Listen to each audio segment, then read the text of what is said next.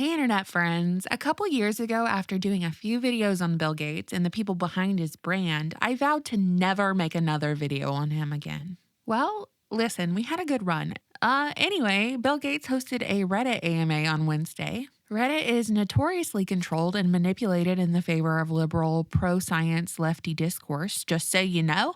So, this place is a safe haven for Bill to do a question and answer session versus somewhere else like Twitter. Because, as you can see, Bill has his replies turned off on Twitter, so you can't ask him your most pressing questions.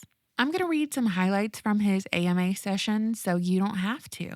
We're just going to hop right in. The top comment with almost 10,000 upvotes reads, "Why are you buying up so much farmland? Do you think this is a problem with billionaire wealth and how much you can disproportionately acquire?" I love to see this question. This is a very valid question. Bill, who is in cahoots with Monsanto, a poison company who controls the lion's share of the world's food supply, has been buying up United States farmland for the past few years, and everyone has been wondering, why is he doing that? It seems somewhat sinister. He doesn't seem like the best guy to have the so much farmland in control of the food supply. It just doesn't seem like a good idea. So Bill's answer to this very important question was this, quote, "I own less than 1/4000th of the farmland in the US. I have invested in these farms to make them more productive and create more jobs. There isn't some grand scheme involved. In fact, all these decisions are made by a professional investment team. In terms of the very rich, I think they should pay a lot more in taxes and they should give away their wealth over time. It has been very fulfilling for me and is my full-time job."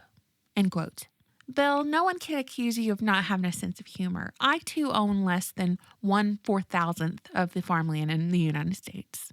I love the wording of the answer, you little rat. Your PR firm has their work cut out for them, don't they? Back in 2020, I told you that Bill was procuring farmland across the United States to the tune of 224,000 acres at that time that spanned across 18 states, earning him the spot as one of the top feudal lords of the states. His largest land holdings reside in Louisiana, Arkansas, Nebraska, Arizona, and Washington.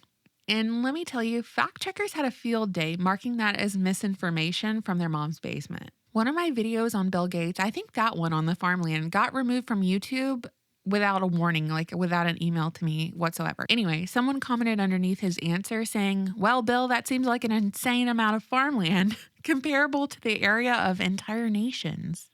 But then what's curious, if you keep scrolling, somehow any critique of Bill's answer or question, follow-up questions, was downvoted to oblivion, so you can't even see it. Moving on, the next question for Bill, why are you so focused on healthcare and vaccines? To which Bill replied, quote, "When I saw that kids were dying who could be saved for less than $1,000 per life, I knew that had to be at the top of my priority list for giving back. There was almost no one funding work on diseases like malaria, which was killing over 1 million kids a year then. We have made progress, but it's still around 400,000 deaths a year due to malaria, and we are committed to getting it to zero eventually." End quote. There's only a few responses to his answer, which I find quite curious, given that it's been established by now that the Bill and Melinda Gates Foundation, managed by Bain and Company, is the continuation of Rockefeller Medicine, which was headed by Devil Bill back then, the snake oil salesman, who sired oil magnates like John D., eugenicist. Bill Gates' father sat on the board of eugenicist Margaret Sanger's Planned Parenthood, and he sat on that board before the era of Roe versus Wade. But the fact of the matter is that the Gates Foundation goes into these third world countries with their life-saving snake oil, and they inoculate populations without their informed consent. They're treating communities who don't really have a say, and then they use them like guinea pigs to test the efficacy of their snake oil and document the adverse reactions. But if there are adverse reactions, it's not like there's a system of checks and balances in these third world countries to hold Bill accountable. So that's why you saw, if you have a good memory, stories coming out of India saying that Bill's experiments had left a significant number of individuals with adverse reactions. But those articles have since been scrubbed from the internet, and fact checkers swoop in to correct the record. Mainly on that cute little quote that Bill gave about if we can make some really good vaccines, we can reduce the population by 10%. Fact checkers are like, "No, he didn't say that. No, that's not what he meant." Okay, hun, whatever.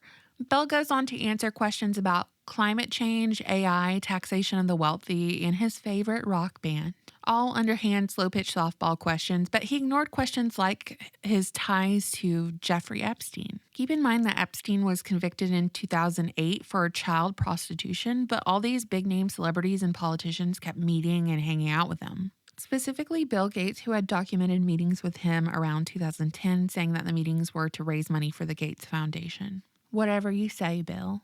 In September 2021, Bill Gates squirmed and played with his ring finger when PBS NewsHour Judy Woodruff grilled him about his dealings with Epstein.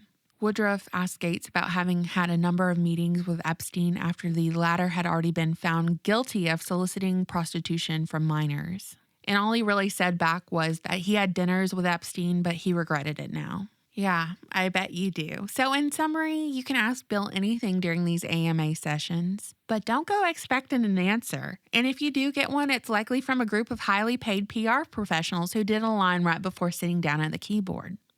That's all, internet friends. You can go read the rest of Bill's answers yourself should you desire to do so. I'm leaving the link in the description of this video. And as always, I look forward to your comments. Thank you so much for watching, subscribing, and supporting my channel on Patreon. Bye.